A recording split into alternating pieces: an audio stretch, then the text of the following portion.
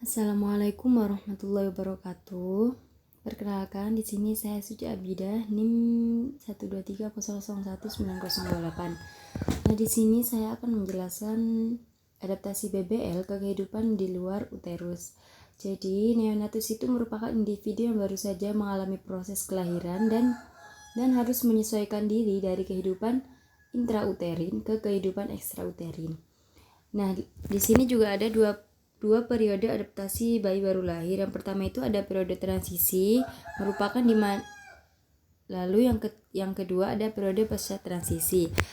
Periode transisi ini juga merupakan suatu penyesuaian bayi baru lahir dari dalam uterus ke dalam uterus. Berawal dari keluarnya bayi dari tubuh ibu sampai beberapa minggu untuk suatu organ tertentu. Nah, dalam periode transisi ini juga ada 3 periode lanjutan. Yang pertama itu ada periode pertama reaktivitas. Periode ini berakhir pada 30 menit pertama setelah lahir. Lalu tanda-tandanya itu berupa nafas cepat sampai 80 kali per menit, pernafasan cuping hidung, lalu muncul retraksi atau tarikan di dinding dada bawah dan suara nafas seperti mendengkur. Lalu denyut jantung bisa mencapai 180 kali per menit. Setelah itu fluktuasi warna dari merah jambu ke pucat dan juga menangis kuat dan refleks menghisap kuat dan juga dapat mempertahankan kontak mata dalam waktu yang lama. Yang selanjutnya ada fase tidur atau tidur pertama, dimulai dari 30 menit setelah periode pertama tadi dan berakhir 2-4 jam. Bayi ini cenderung lebih rileks dan tenang sehingga bayi menjadi tertidur. Juga pernafasan dan denyut jantung serta warna kulit juga mulai stabil dan bisa terdengar bising usus. Lalu yang ketiga ada periode kedua reaktivitas, yaitu periode ini berakhir 4-6 jam setelah kelahiran. Periode ini memiliki tingkat sensitivitas tinggi terhadap stimulus internal dan lingkungan. Frekuensi nadi dan pernafasan juga kembali normal, sering berkemih dan mengeluarkan mekonium atau fesis pertama bayi. Terjadi peningkatan sekresi sehingga bayi bisa tersedak.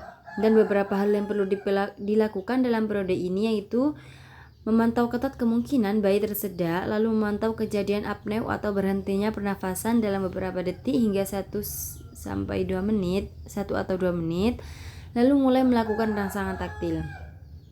Lalu yang kedua ada periode pasca transisi di mana telah terjadi adaptasi dengan kehidupan ekstrauterin.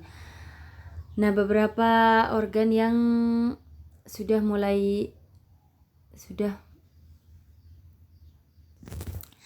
Lalu selanjutnya sistem pernafasan.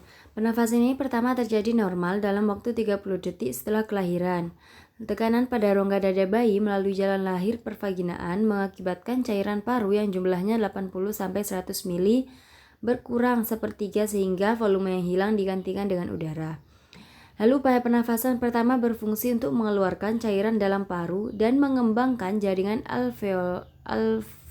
alveolus paru untuk pertama kali. Nah, agar alveolus dapat berfungsi harus terdapat surfaktan dalam jumlah cukup dan aliran darah ke paru. Selanjutnya ada suhu tubuh.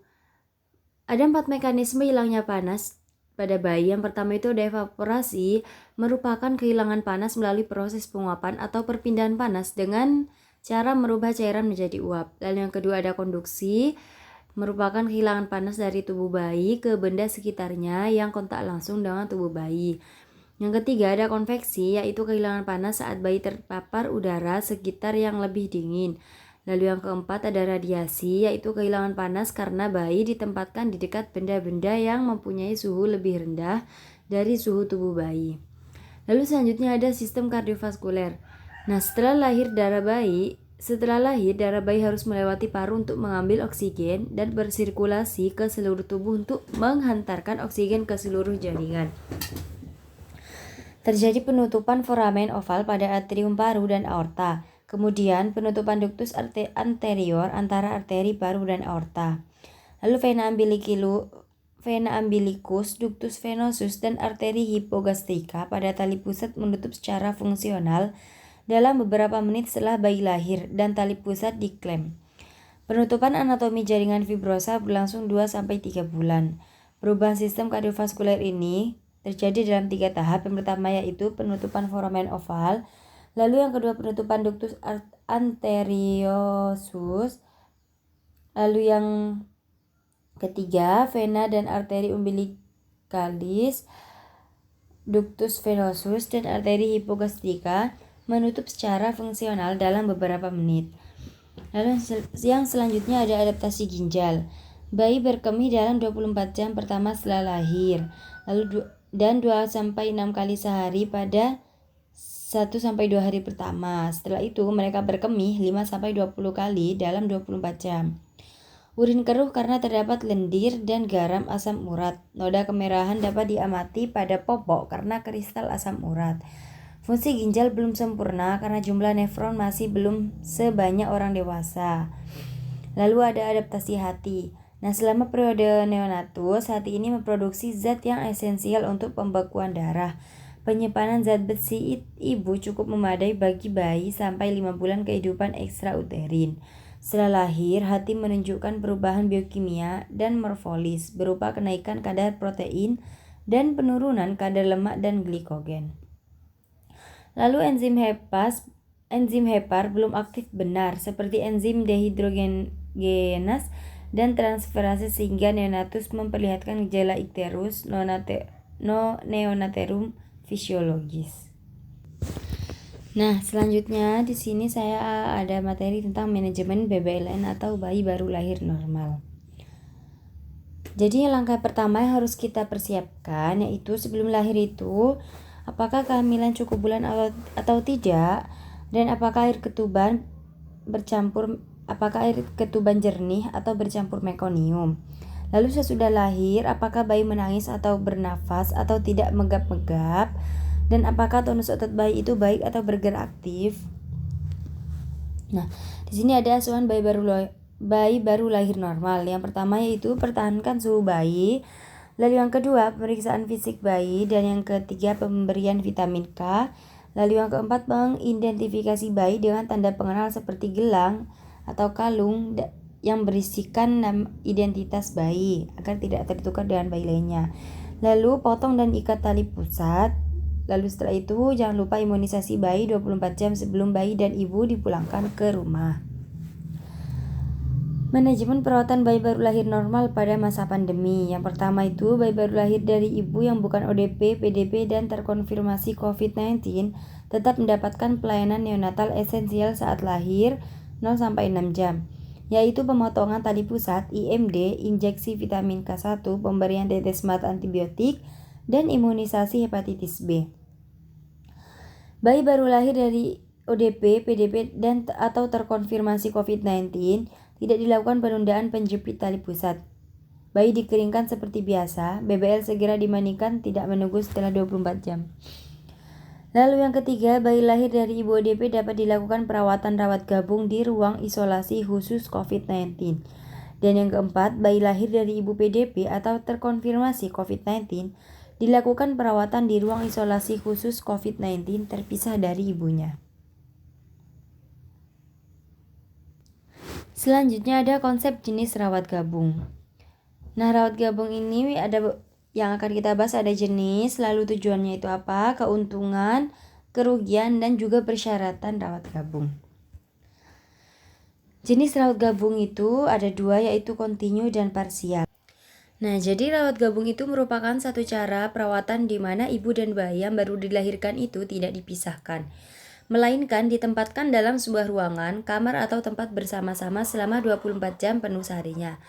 Nah, di sini ada dua jenis rawat gabung, yang pertama kontinu dan yang kedua parsial. Jadi rawat gabung kontinu itu merupakan bayi tetap berada di samping ibu selama 24 jam. Sedangkan parsial, ibu dan bayi ini bersama-sama hanya dalam beberapa jam seharinya. Misalnya pagi bersama ibu, sementara malam hari dirawat di kamar bayi. Lalu selanjutnya ada tujuan rawat gabung. Nah, di sini ada 3 tujuan rawat gabung. Yang pertama itu ibunya dapat menyusui sedini mungkin. Lalu yang kedua, ibu dapat melihat dan memahami cara merawat bayi dengan benar, seperti penggunaan ASI atau pencegahan infeksi. Nah, yang ketiga, suami dan keluarga ini dilibatkan guna mendukung dan membantu ibu dalam proses menyusui. Lalu yang selanjutnya ada keuntungan rawat gabung. Di sini keuntungan rawat gabung itu yang pertama, kontak emosi ibu dan anak lebih dini dan lebih rapat. Lalu yang kedua, mengurangi ketergantungan ibu pada perawat atau bidan. Lalu yang ketiga, ibu dapat belajar cara merawat bayi dengan baik dan benar. Selain keuntungan juga ada kerugian dari rawat gabung. Yang pertama itu ibu kurang dapat istirahat. Lalu yang kedua dapat terjadi salah pemberian makanan. Dan yang ketiga bayi kemungkinan mendapat infeksi dari pengunjung. Lalu persyaratan rawat gabung itu ada beberapa persyaratannya. Pertama itu ada bayi. Jadi ranjang bayi tersendiri yang mudah terjangkau dan dilihat oleh ibu. Dan juga bagi yang memerlukan tersedia rak bayi. Dan ukuran tempat tidur anak itu 40 x 60 cm. Yang kedua ibu. Ukuran tempat tidur ibu yaitu 90 x 200 cm dan tingginya 90 cm. Yang ketiga ruang, ukuran ruangan untuk satu tempat tidur yaitu 1,5 x 3 meter. Ruang dekat dengan dan juga ruangan itu dekat dengan ruangan petugas atau bagi yang masih memerlukan perawatan. Lalu yang keempat ada sarana seperti lemari pakaian, tempat mandi bayi dan perlengkapannya, tempat cuci tangan ibu, dan juga setiap kamar mempunyai kamar mandi ibu sendiri. Dan ada sarana penghubung, petunjuk atau sarana perawatan payudara, bayi dan nifas, pemberian makanan pada bayi dengan bahasa yang sederhana, dan juga perlengkapan perawatan bayi. Lalu yang terakhir ada petugas dan mempunyai kemampuan dan keterampilan dalam pelaksanaan rawat gabung. Lalu selanjutnya ada pencegahan infeksi pada BBL.